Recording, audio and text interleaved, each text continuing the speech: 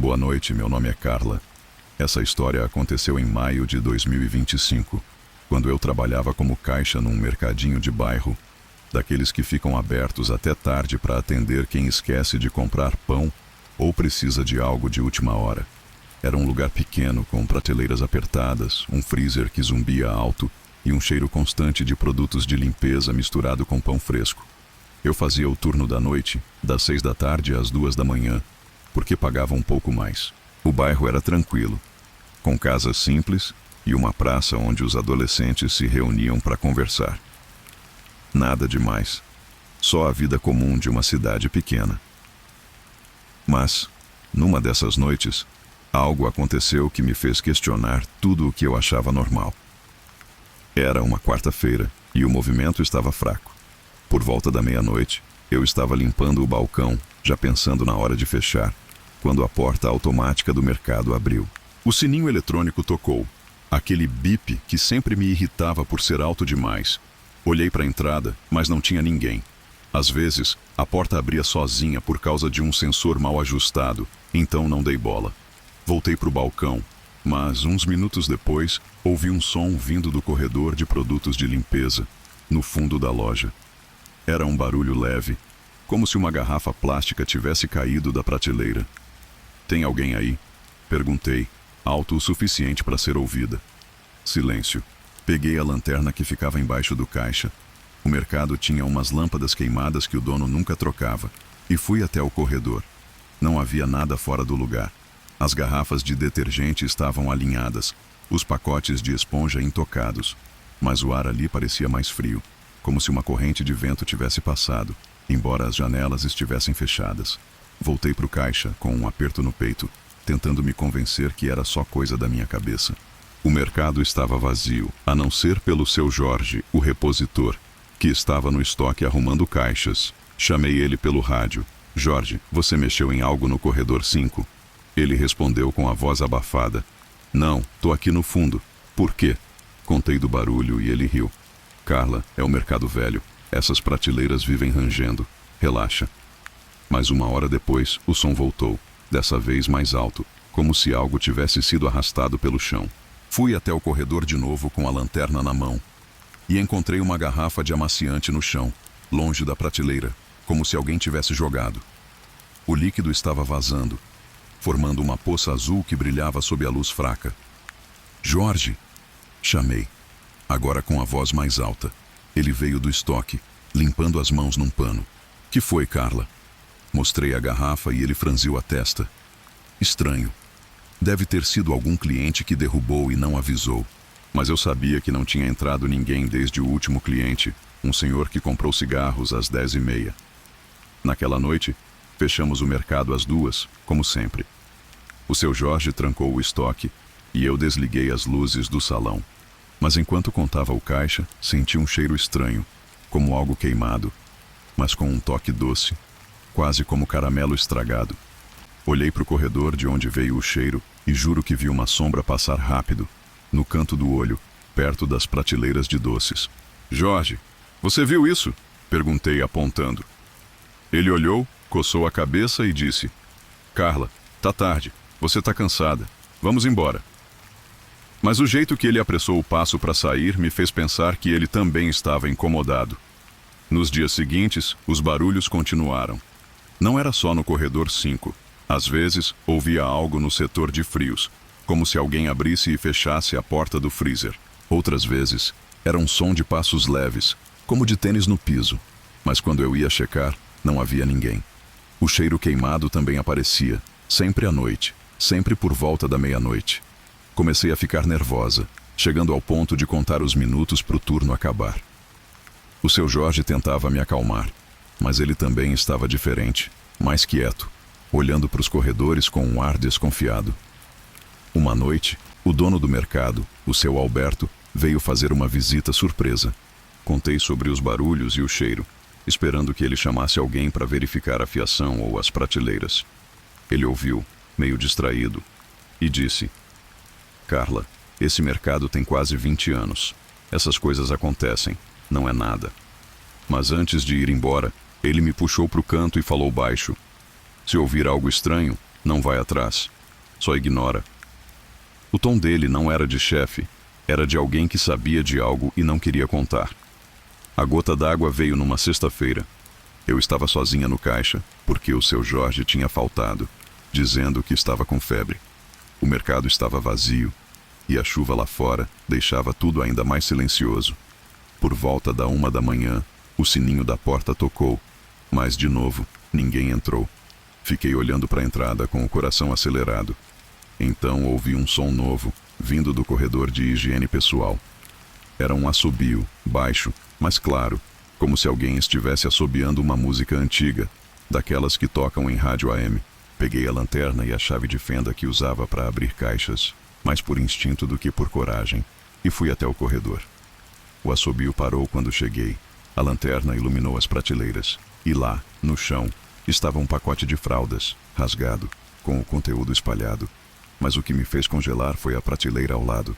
Havia marcas, como se alguém tivesse arranhado o metal com força, formando linhas tortas, quase como letras.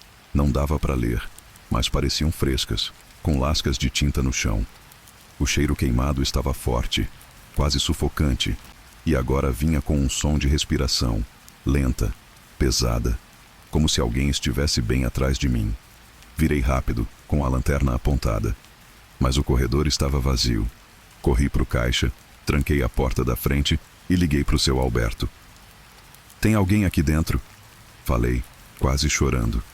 Ele chegou em 20 minutos com cara de quem não queria estar ali. Revistamos o mercado juntos, mas não encontramos ninguém. As câmeras de segurança, que eram só 2 e mal funcionavam, não mostraram nada. Mas o seu Alberto ficou pálido quando viu as marcas na prateleira. "Isso não estava aqui ontem", ele murmurou, mais para si mesmo do que para mim.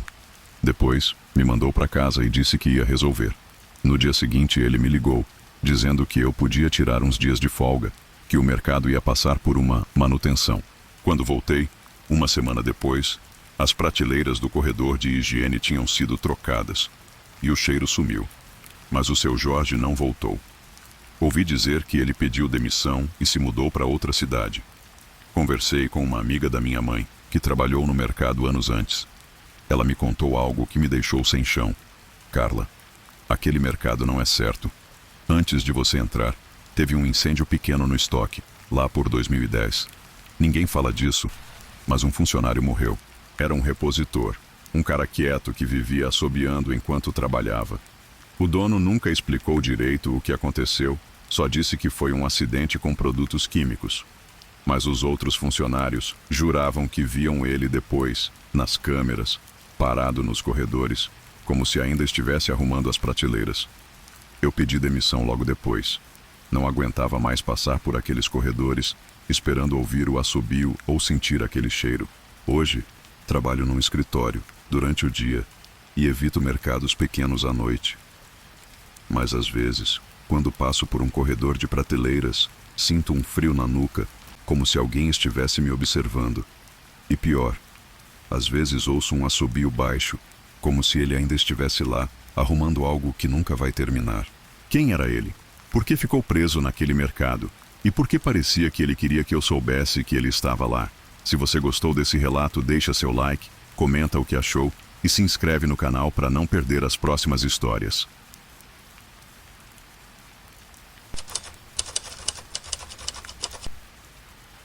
Boa noite, meu nome é Eduardo. Eu morava numa cidade média, onde todo mundo se conhecia pelo menos de vista, e trabalhava como fotógrafo freelancer, fazendo casamentos, aniversários, essas coisas. Às vezes, para relaxar, eu saía à noite para tirar fotos urbanas, capturando a cidade quando as ruas ficavam quietas e as luzes criavam sombras interessantes.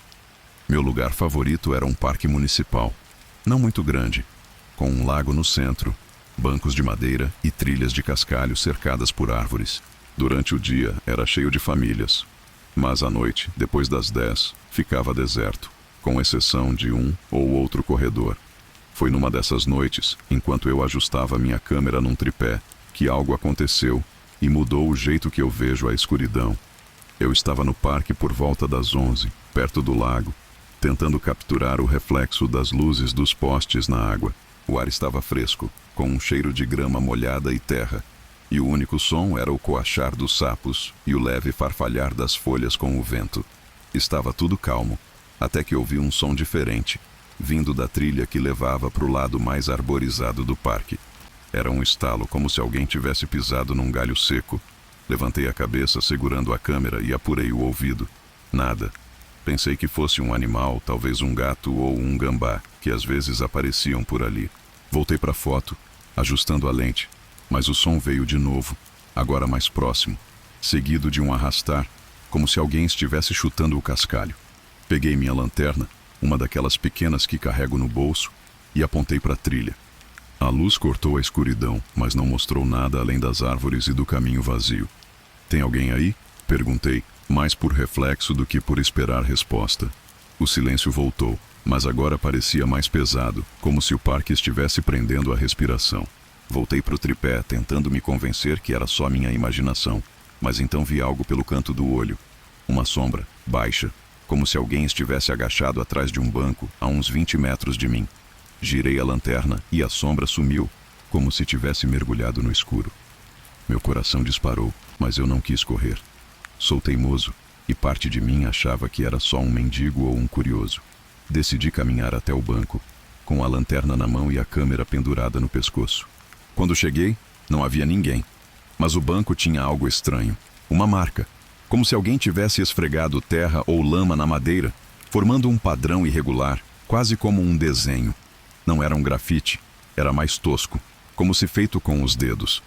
O cheiro ali também estava diferente, não mais de grama, mas algo acre, como suor misturado com algo químico, talvez gasolina.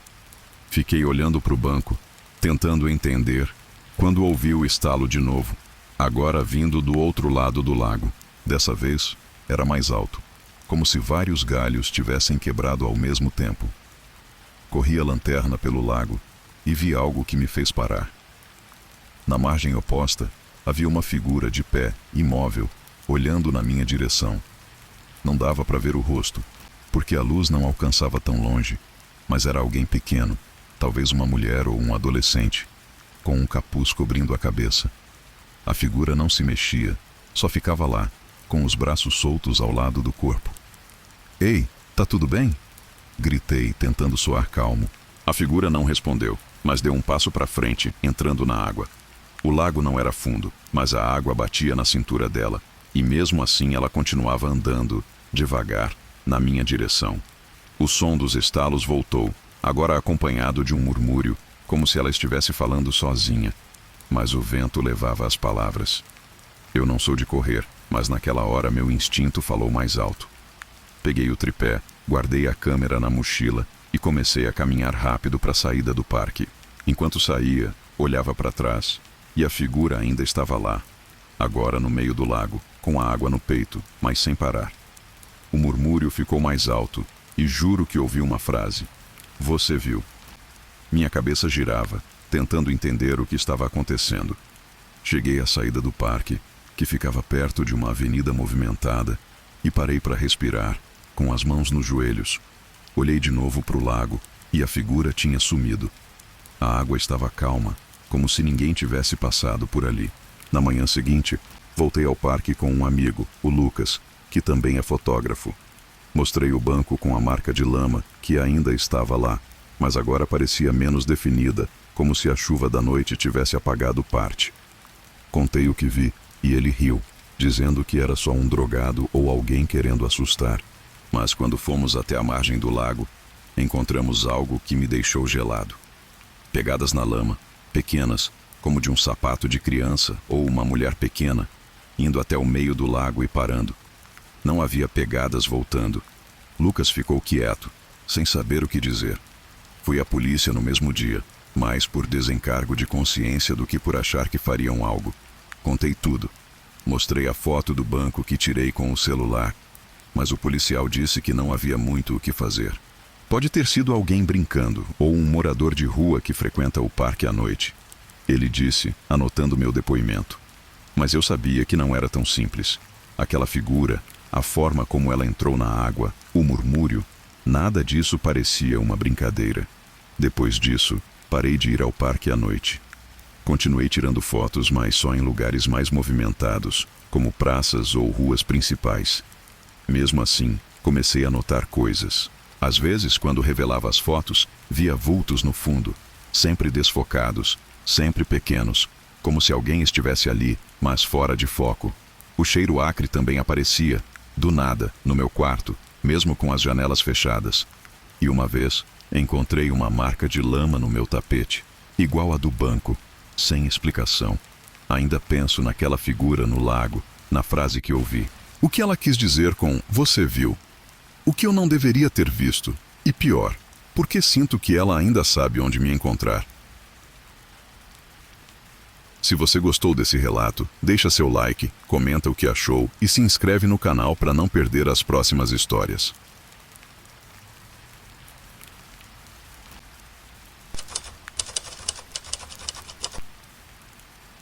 Boa noite, meu nome é Letícia. Quando eu morava num condomínio de prédios baixos, numa área residencial da cidade. Era um lugar comum, com playground, uma quadra de esportes e um portão eletrônico que vivia quebrando. Eu vivia no terceiro andar, num apartamento pequeno, mas confortável, que aluguei depois de conseguir um emprego como designer freelancer. Trabalhava de casa, então passava a maior parte do tempo no meu canto, com um notebook na mesa da sala e uma xícara de café que nunca esfriava.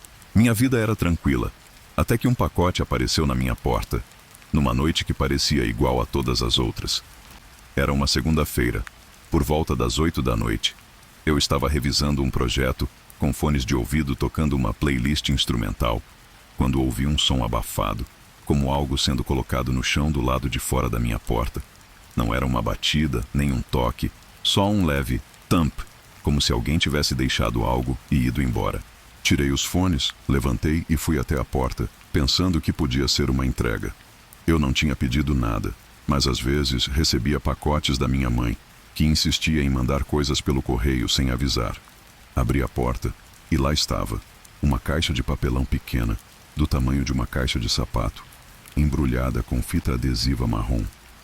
Não tinha remetente, nem destinatário, só meu nome escrito em caneta preta, com uma letra torta. Letícia. Achei estranho, mas trouxe a caixa para dentro. O corredor do prédio estava vazio. E o porteiro, o seu Carlos, já tinha ido embora, porque o turno dele acabava às 7. Coloquei a caixa na mesa da cozinha e examinei. Não tinha selos, nem código de rastreio. Nada que indicasse que veio pelos correios. O papelão estava meio amassado e havia um leve cheiro, como de umidade, como se a caixa tivesse ficado guardada num porão. Pensei em abrir, mas algo me fez hesitar. A letra no nome não parecia familiar, e o fato de não ter endereço ou remetente me deixou com um pé atrás. Mandei uma mensagem para minha mãe. "Você mandou um pacote para mim?" Ela respondeu na hora. "Não, filha. Por quê?" Fiquei olhando para a caixa, com um aperto no peito, e decidi deixar para abrir no dia seguinte, com luz do dia. Naquela noite, não dormi bem. Sonhei com a caixa como se ela estivesse pulsando, como um coração, na mesa da cozinha. Acordei suando com a sensação de que alguém estava na sala. Levantei, acendi todas as luzes e chequei o apartamento. Tudo normal, exceto pela caixa que ainda estava lá, intocada. De manhã, liguei para o seu Carlos e perguntei se ele tinha recebido algum pacote para mim. "Não, dona Letícia. A portaria não recebeu nada ontem. Deve ter sido alguém do prédio que deixou aí." Aquilo não fazia sentido. Quem no prédio saberia meu nome e deixaria uma caixa sem dizer nada? Decidi abrir a caixa. Usei uma tesoura para cortar a fita adesiva, com cuidado, como se fosse explodir. Dentro, havia uma pilha de papéis, alguns amarelados, outros com manchas escuras, como café ou ferrugem. Eram recortes de jornal, fotos antigas e anotações escritas à mão. As fotos mostravam uma mulher, talvez na casa dos 30 anos, com cabelo preso e um sorriso tímido.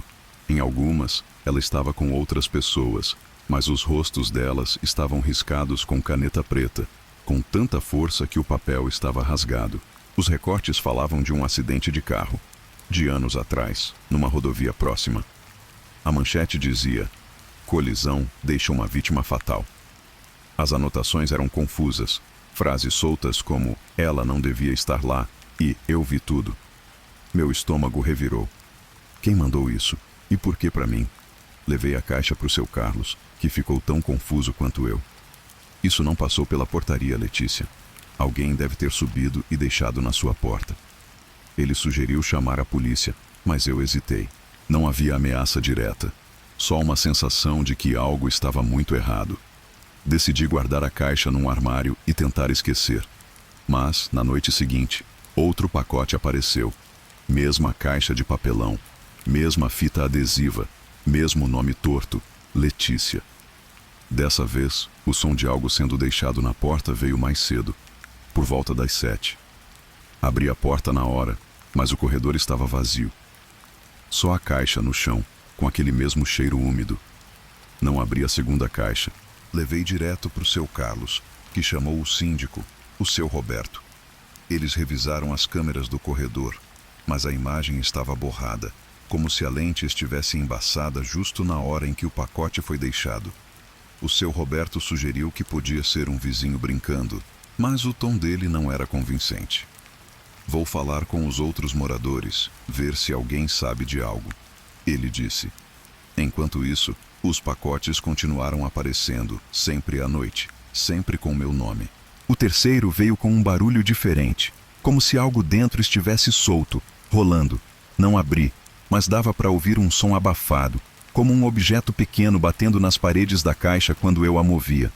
Na quarta noite, decidi ficar acordada, com a luz da sala apagada, olhando pelo olho mágico da porta.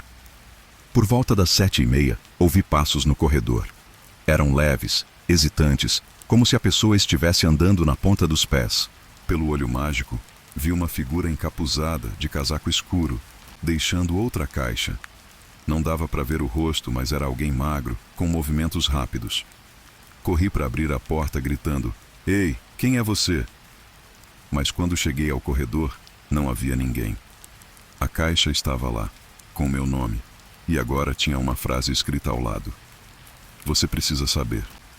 Chamei a polícia dessa vez. Mostrei as caixas, os papéis, as fotos. Eles levaram tudo para análise, mas disseram que, sem uma ameaça clara, não podiam fazer muito. Revisaram as câmeras do prédio, mas como antes, a imagem estava borrada. Um dos policiais, mais velho, parecia mais preocupado. "Letícia, você conhece alguém que poderia ter algum motivo para te mandar isso? Algum ex, alguém com raiva?" Pensei em todas as pessoas da minha vida, mas ninguém fazia sentido. Eu era uma pessoa comum, sem inimigos, sem histórias mal resolvidas. Os pacotes pararam depois que a polícia veio, mas a sensação de ser observada não.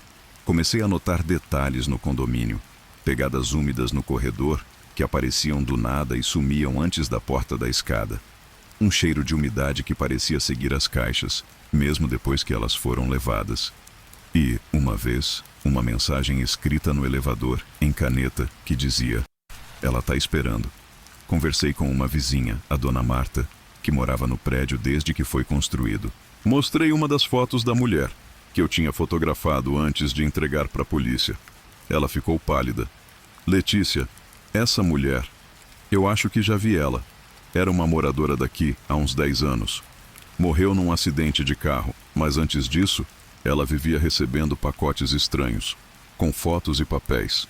Nunca soubemos quem mandava." Eu me mudei um mês depois. Não aguentava mais olhar para a porta, esperando o outro pacote. Hoje, moro num bairro diferente, num apartamento com porteiro 24 horas, mas ainda guardo a foto daquela mulher no meu celular e às vezes me pego olhando para ela, tentando entender. Quem estava mandando aqueles pacotes? Por que meu nome? E o que eles queriam que eu soubesse? A pior parte é pensar que, talvez, quem quer que fosse ainda esteja por aí, deixando caixas na porta de outra pessoa, esperando que ela abra.